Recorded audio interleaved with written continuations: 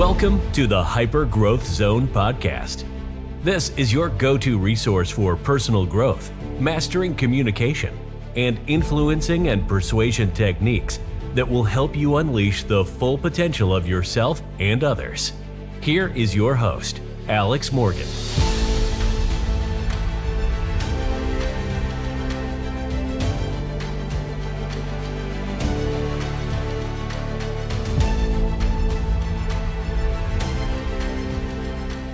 Welcome to another episode of the Hyper Growth Zone podcast. My name is Alex Morgan, and I'm a master trainer of hypnosis and NLP.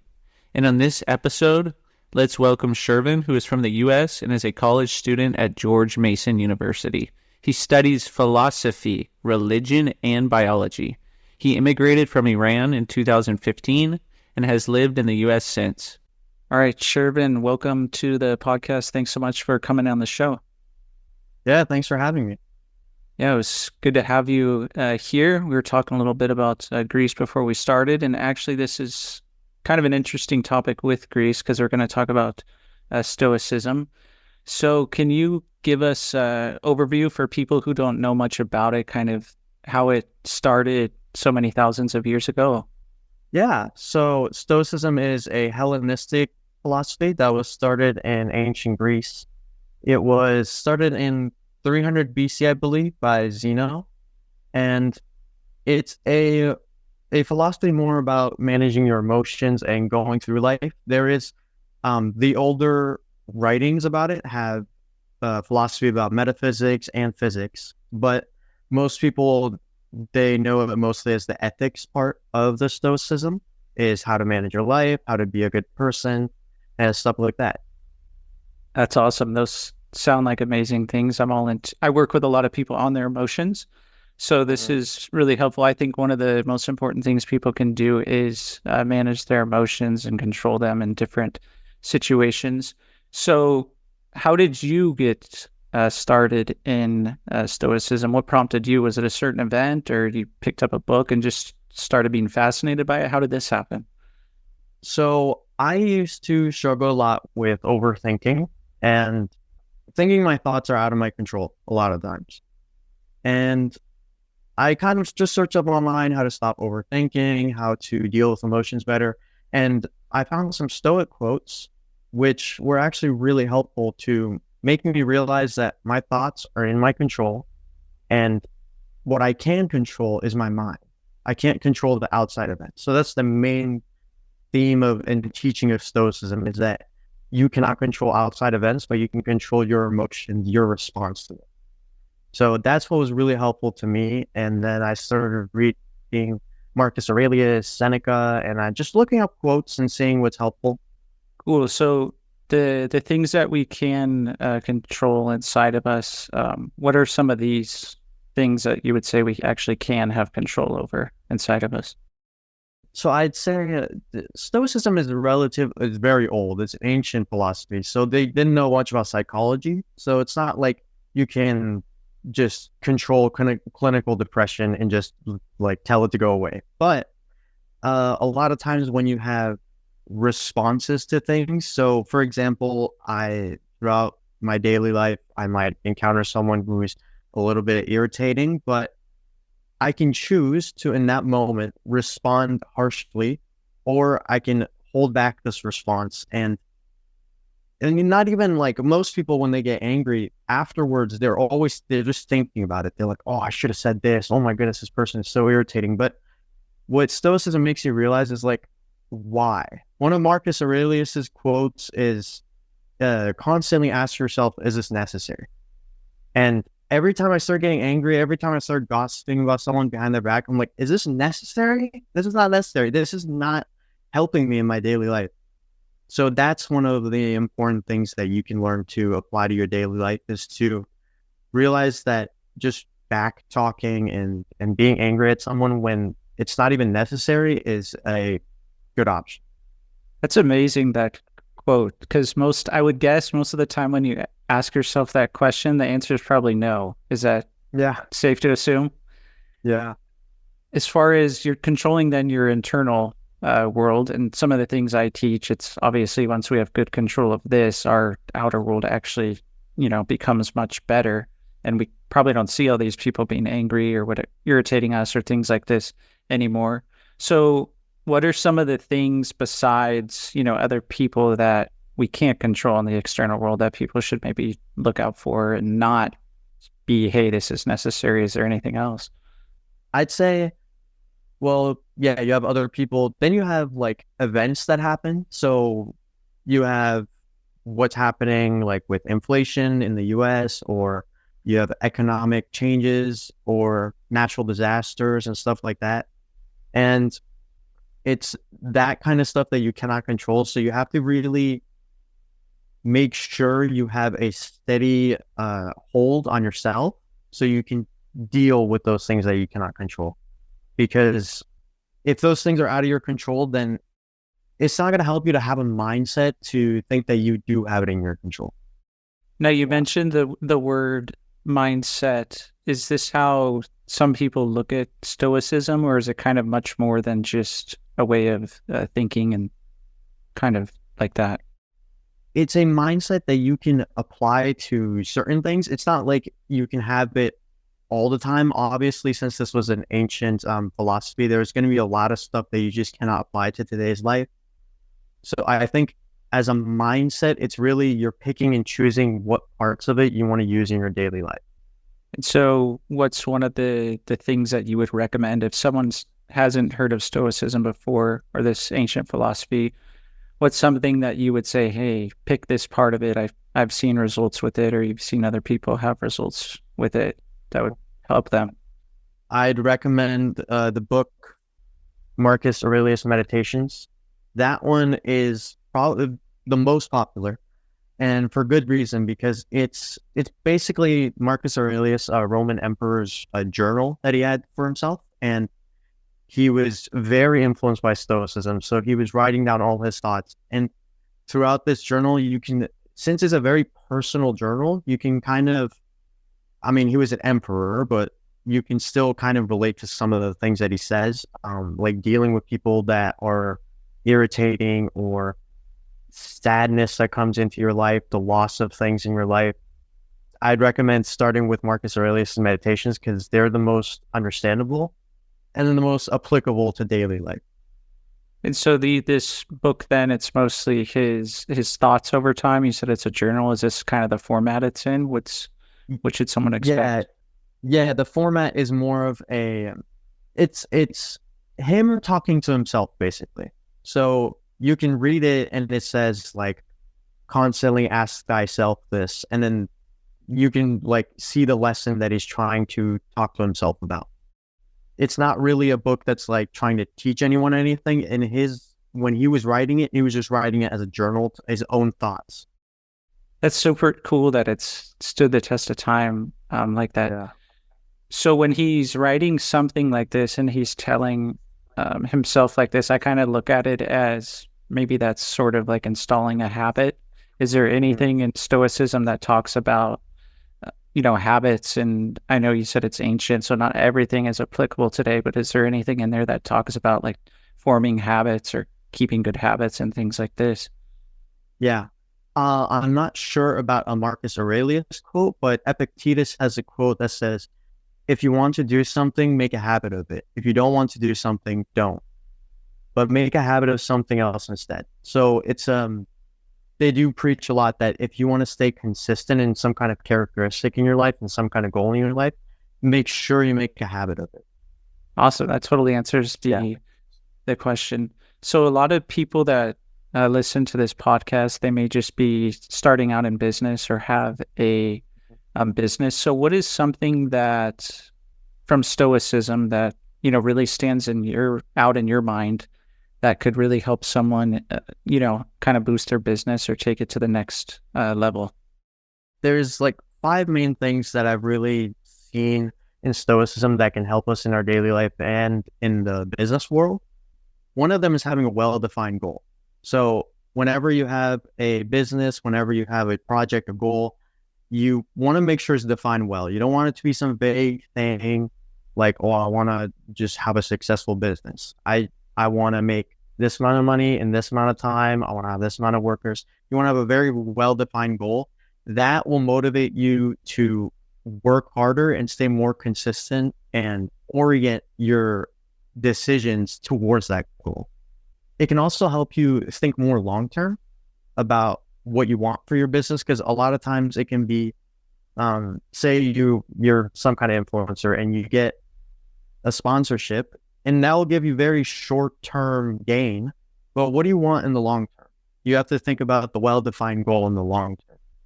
Okay, that actually, I was reading a book on Stoicism at some point, and they talk a lot about, of course, like when we're setting goals, we're looking into the future, but they talk a lot about like staying grounded in the present moment, I believe. So can you kind of talk about the importance of that, even if you're setting goals, to also stay really grounded in what's happening in the here and now and not kind of worry about the future and the past so much? Yeah, that's also a huge teaching in Stoicism, is make sure your thoughts are in the here and now, because you can't, again, the future is something you can't control. Just like the economy, just like something outside your control, the future is something you can't control again. So make sure you're orienting your thoughts on what you can control in the present, but using the present influence the future. Super cool. Yeah. That's really amazing. Okay, so someone, let's say, has a really well-defined goal, they're working away at this. What's something else that you've seen from Stoicism that can kind of help with business? And I really like how you had the quotes, so I'm sure you have more of those as well. With Stoicism, you can really see a theme of being resilient when faced with challenges. Who was it? I think it was Epictetus. Epictetus said there's this kind of example going around where it shows that you don't actually own anything. You can think of it as being borrowed because of circumstance. Because when you have that mindset, then when you lose something, then you can just say, look, it's given back. I had it borrowed. It wasn't mine. It was because of the circumstance that I had it.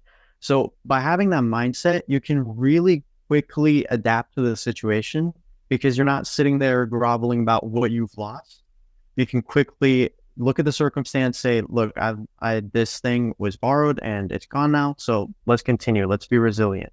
That's super interesting. One of the things that I teach is there's no failure, there's only feedback. So when something is borrowed and someone loses it, would you also kind of say that goes along with like getting feedback and stuff like this as well? That's kind of where my mind went, at least. Do you see any of the correlation there? If you do lose something, then you can see a lot of times you can learn from it. You can learn from why it was taken away from you, and you can, the next time that you're given something, you can take better care of it. So yeah. Cool. I'm going to start thinking like that. That was really cool. Yeah. Because I always think about it too, like people, they have simple worries of, making money and things like this, of course. However, the only thing that's not, let's say, infinite that we have in this life, at least, is time. So we can always make more money or get something else. So even if we look at it, oh, hey, that was borrowed, we can always get more anyway. It looks fine. So what's something else that someone can apply to their, business? I know you said you had about 5 things. So I think we did 2 so far. Yeah. So what's the third one? So the third one is staying consistent. We talked about that earlier. If you want to reach a goal, you definitely got to stay consistent. You got to make a habit of it. If you have a business and you're working towards building that business, you got to have a schedule. You got to wake up at a certain time. You got to keep things consistent so you can actually make long-term progress.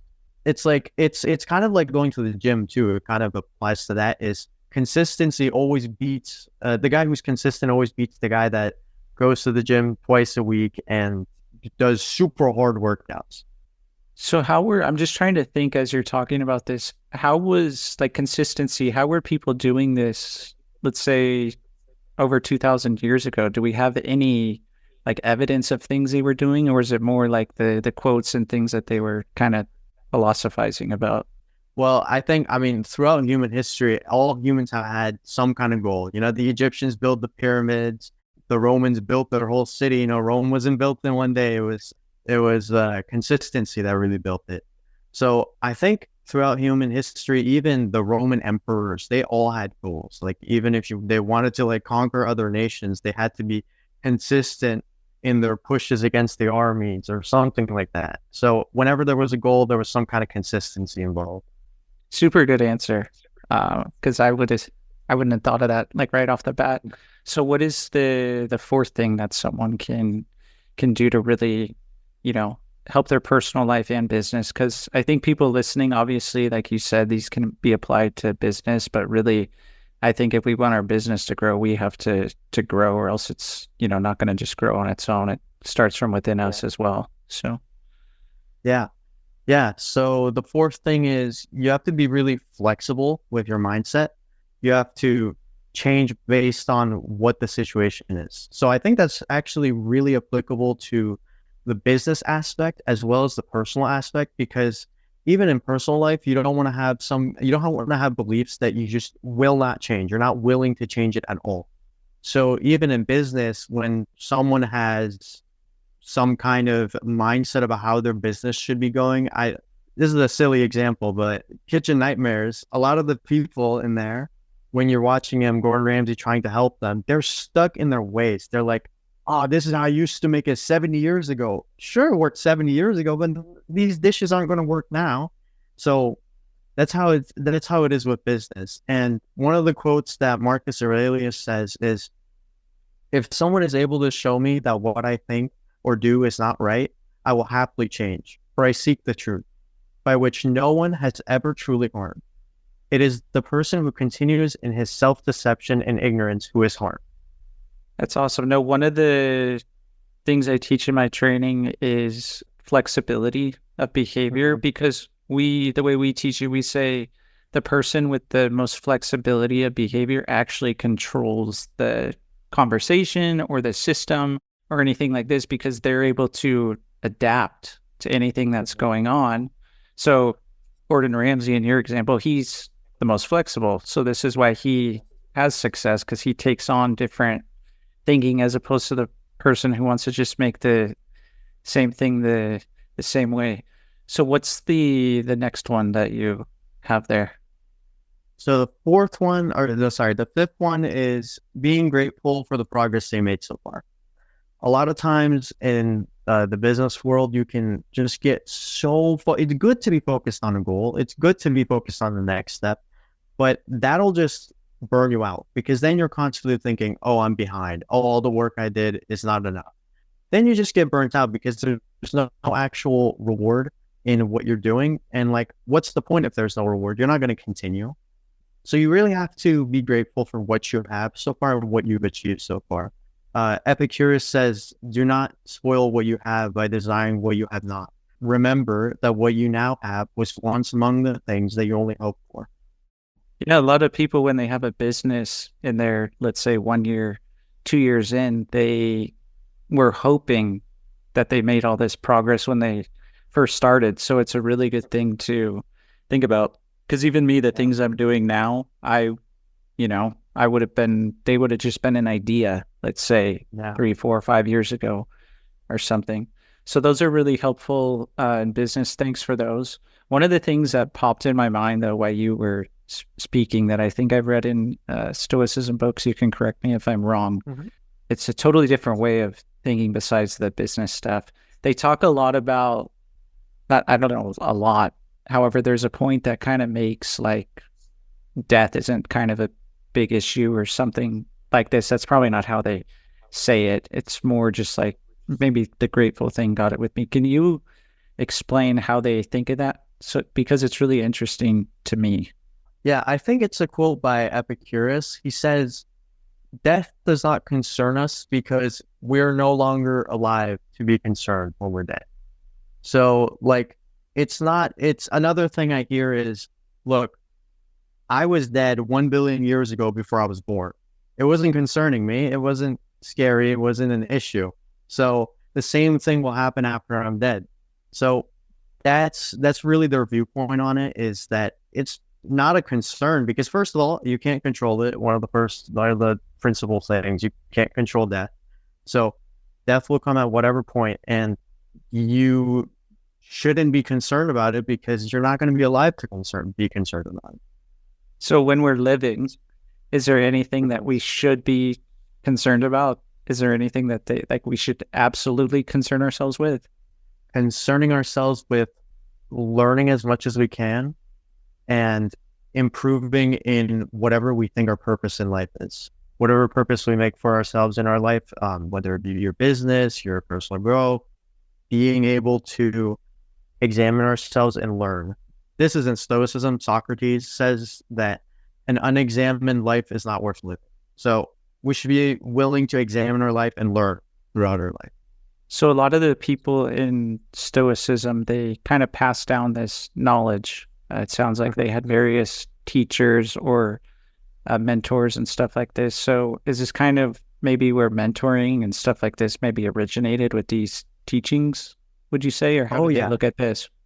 Yeah. So ancient Greece, mentoring and teaching is a huge thing. Whether it be Stoicism from when it was like Zeno's writings getting passed down to Seneca and Marcus Aurelius, or even outside of Stoicism was Socrates and Plato and Aristotle. These three very great thinkers were all taught by one another. So Socrates was the first one, and then he taught Plato, and Plato learned, and then Aristotle learned from Plato. So yeah, mentoring was a huge thing in the Greek world. Yeah. No, that's super cool because these are things I'm just thinking about as you're, talking about them. So of all these people that are involved in Stoicism, you shared a little bit about like what's, a book and stuff for people to get started. Mm-hmm. Do you have like a favorite philosopher that you're like, oh, they're the best? Do you like them all kind of the same? Or is there, someone that you really like more than the others for whatever reason? I'd say I like Epicurus a lot because of the fact that he's also in the skeptical realm of thinking. So that's another like Hellenistic kind of mindset that was created during the ancient Roman era, was being very skeptical and questioning things. And Epicurus questions a lot of things. And on my channel, I talk about religion a lot, and religion makes a lot of claims, and I'm very skeptical about that. And I really connect with Epicurus on that point. He's also very skeptical about the claims that are made about the world by religions. Yeah. So when you're saying question everything, what is kind of this process? You're just like, hey, I need to see more proof before I believe something. Do you ask yourself questions? Do you do research? Like, how does that kind of fit into the whole process of, being skeptical? So most of the time when a claim is made, no matter what, it could be a scientific claim, you got to question, okay, what is the evidence for this?